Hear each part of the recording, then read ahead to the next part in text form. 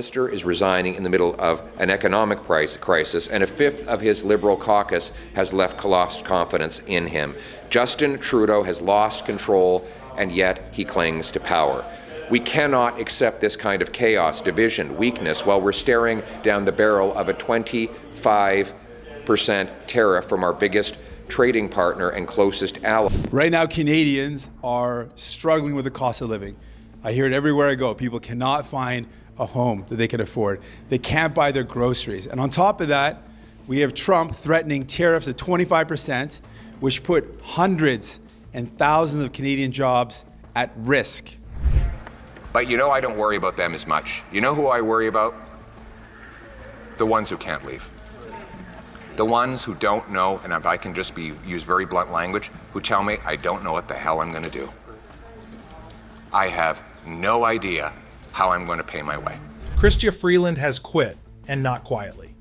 Trudeau's right-hand woman, the finance minister and deputy prime minister, is out the door, and it's already setting Canada on fire. This isn't just a resignation, it's a direct slap in the face to Justin Trudeau.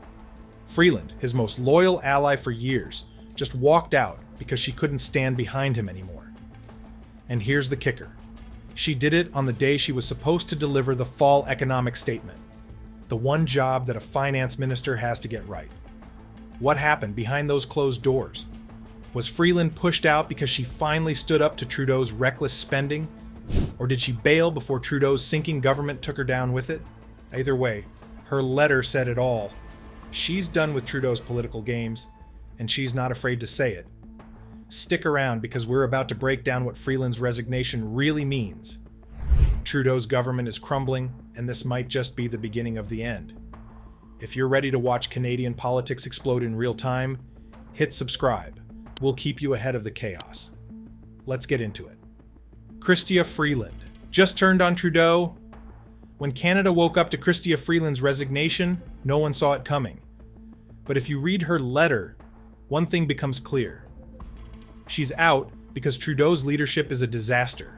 Freeland was scheduled to deliver the fall economic statement, the single most important fiscal update of the year. Instead, she dropped a bombshell. Her letter made it clear. She refused to stand behind Trudeau's reckless spending, political gimmicks, and the widening deficit. And here's where it gets juicy. Trudeau didn't fire Freeland outright. No, he offered her a fake cabinet position, something with no power and no purpose. Freeland's response? A firm no thanks. She walked away on her own terms, and she made sure the whole country knew why. In her words, Canada is facing a grave challenge, especially with Trump's 25% tariffs looming on the horizon. Freeland was trying to hold the line on spending, but Trudeau ignored her, pushing for flashy handouts and short-term stunts to win back voters. 175 checks and sales tax holidays? Freeland called them what they are, political gimmicks. And it gets worse. The deficit has spiraled out of control, hitting a mind-blowing $62 billion, far beyond the limits Freeland said were responsible. By resigning, she didn't just distance herself from Trudeau, she made it clear his economic policies are a ticking time bomb. To make matters even more humiliating, Trudeau's team scrambled to save face. The fall economic statement still had to be delivered, so they shoved Karina Gould, the government House leader, in front of Parliament. But Gould isn't the finance minister, and her presence only made the chaos more obvious. Trudeau's government looked unprepared, unprofessional, and, let's face it, desperate. Freeland's resignation isn't just another cabinet shuffle, it's a signal to Canadians that Trudeau's leadership is falling apart. If his closest ally can't back him anymore, how much longer will the rest of his government hold on? One thing's for sure, Freeland's exit has exposed the cracks Trudeau has tried so hard to hide. The question now is, who's next? Trudeau's political gimmicks and economic chaos? Chrystia Freeland didn't just resign, she called out Trudeau's economic mess on her way out the door.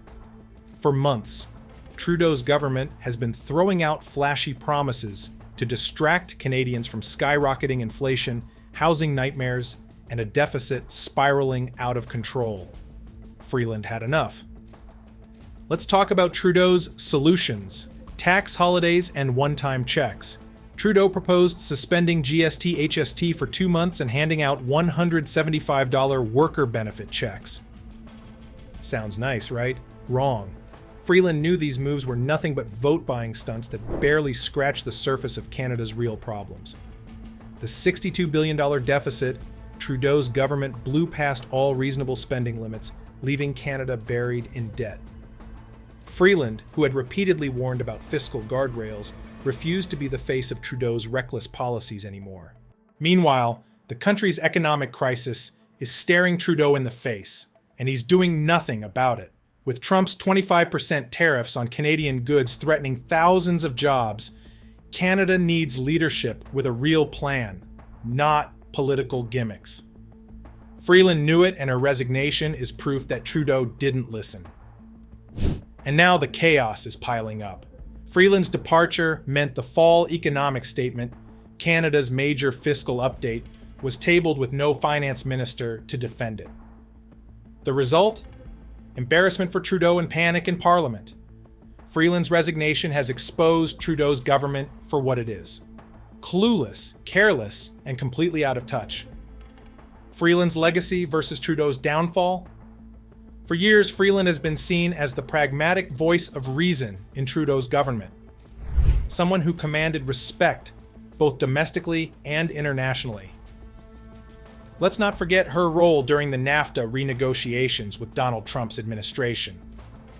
Freeland led the charge, securing Canada's position and holding her ground when the stakes couldn't have been higher. She earned a reputation as a skilled negotiator and steady leader during a time when Canada's trade future looked uncertain. Contrast that with Trudeau, whose leadership is now seen as a liability. Freeland's exit shines a spotlight on Trudeau's inability to manage dissent or adapt to changing political realities.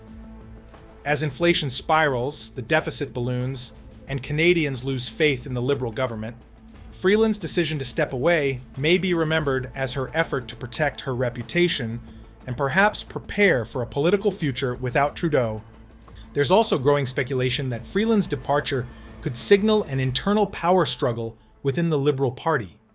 With Trudeau's popularity in freefall, some party insiders are quietly looking for an alternative leader. Could Chrystia Freeland be positioning herself for a leadership bid? She may have walked away from Trudeau, but she hasn't walked away from politics. In her resignation letter, she made it clear she still intends to run as a Liberal MP in the next election. Meanwhile, Trudeau's defenders are spinning Freeland's exit as differences in vision, but the public sees through it. Losing a figure as prominent as Freeland, someone who has been called the real leader behind the Liberal government, shows just how deep the cracks run. Trudeau's cabinet is collapsing. Freeland's exit is part of a larger pattern that's tearing Trudeau's government apart. Hours before Freeland's resignation, Sean Fraser, another key cabinet minister, announced he was stepping down. I love my job. I'm going to miss it. It's not just the best job I've ever had, it's the best job I can imagine having. It has been the most extraordinary privilege to serve as both the Member of Parliament for the community where I was raised and grew up and the Cabinet Minister for my home province of Nova Scotia. I'm going to miss the work and I'm going to miss the people immensely. And the rumor mill is in overdrive, with insiders claiming more resignations are on the way. Let's break this down. Sean Fraser was Trudeau's housing minister, a position critical to tackling Canada's housing crisis. His sudden departure signals growing frustration within the Liberal cabinet. Trudeau's own team doesn't believe in his leadership anymore. But Freeland's resignation hit harder than anyone else's. She was Trudeau's deputy prime minister, his most trusted ally, and the person who carried his government through some of its biggest challenges. If she's out, what does that say about Trudeau's leadership? It says, the walls are closing in. And it's not just resignations causing problems. Liberal MPs are finally speaking up. Chad Collins, a backbench Liberal, publicly called for Trudeau to resign, saying, "We're not united. We need a new leader to move forward." Even Trudeau's so-called allies are abandoning ship. And his silence in the face of this chaos is only making things worse. While the opposition smells blood in the water, Trudeau is scrambling behind closed doors, hoping to buy himself time. And speaking of opposition, Jagmeet Singh of the NDP has made his stance crystal clear. Justin Trudeau and the Liberals are focused on themselves.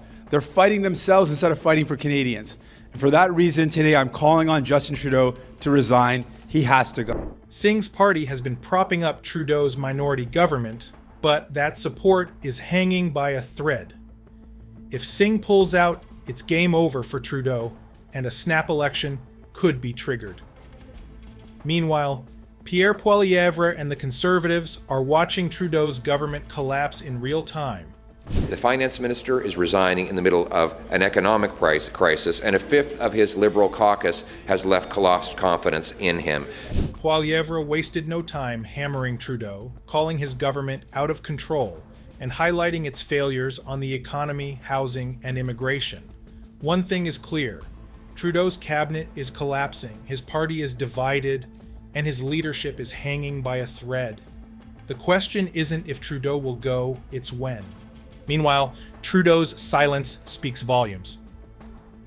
His leadership is being rejected not just by his opponents, but by his own party. What do you think? Is this the end of Trudeau's leadership, or will he somehow find a way to survive? Let us know in the comments below. And if you want to stay on top of every twist and turn in Canada's political drama, hit subscribe and join us for the ride, because this story is far from over. Thanks for watching, and we'll see you in the next one.